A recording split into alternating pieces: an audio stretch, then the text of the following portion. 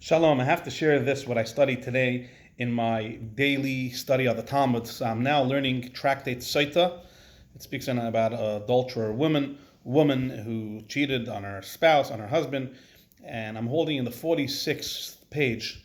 That's where I'm holding. I'm going to finish the tractate soon. I'm going to make a siyum.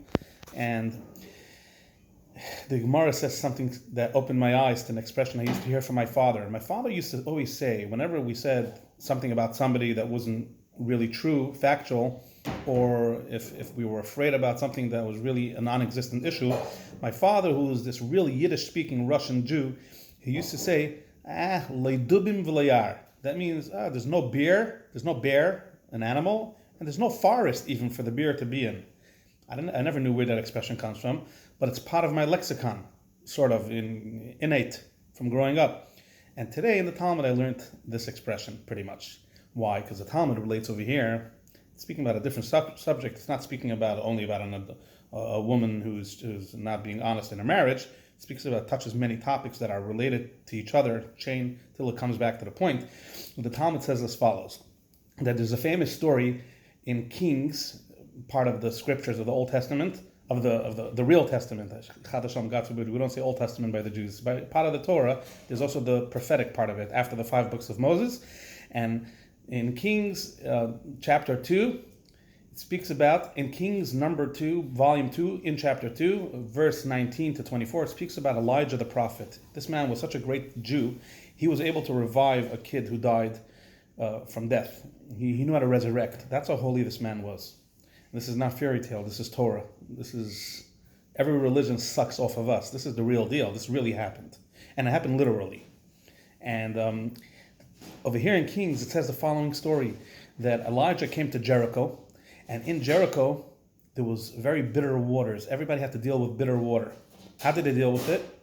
The youth, the young teenagers or that sort, or older kids, they would bring water from sweet wells that were far, and they would get paid for it. And Elijah came, and the Jews were moving into Jericho. I'm sorry, not the Jews. People were living in Jericho. It had to be a normal place to live in, and he wanted to solve the problem. It's ridiculous. Imagine you have no drinkable water. So what did he do? He sweetened the water. He made a blessing. He made a miracle, and he sweetened the water. Now, these kids got so angry at him because he took away their livelihood. Yeah, it's like a shady livelihood. And they started to call him by names. And one of the things they called him was Baldy. You're like a baldy. The Gemara says it doesn't mean he was a baldy, but he made this place bald for us because nothing's growing for us to live off anymore. We can't make money. But in either case, it was very degrading. It was very embarrassing. A bunch of kids running after you. It was a few dozen kids. And he stared at them. And when real rabbis stared at somebody and they were hurt, always something happens, the Talmud says over here. Either poverty, God forbid, or death. Historically. And he looked at them, and when the kids went out of the city, 2 bears came, 2 big bears, and they swallowed up the kids.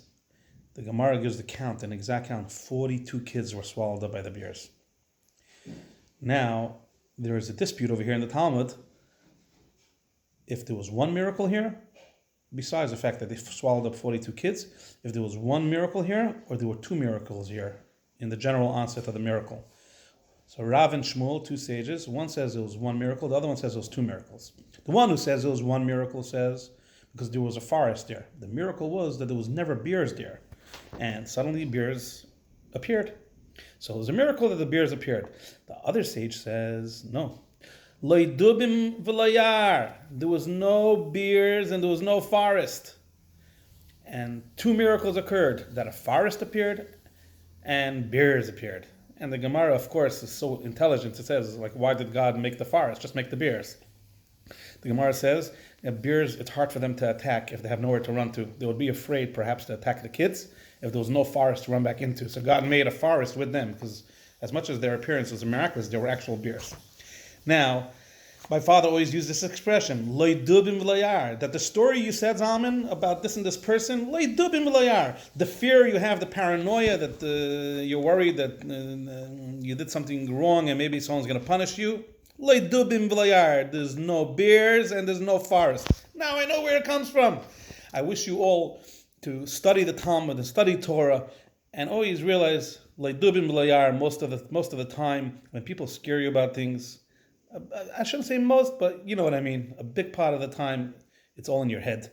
If you're gonna have the confidence that you're doing what Hashem wants you to do as a Jew, just try to follow the rituals of the Torah.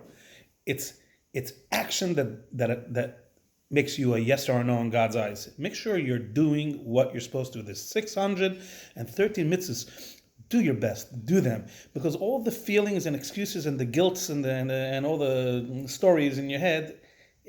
Bottom line, God looks if you're doing good things or you're doing the opposite or not doing good things and just sitting and doing nothing.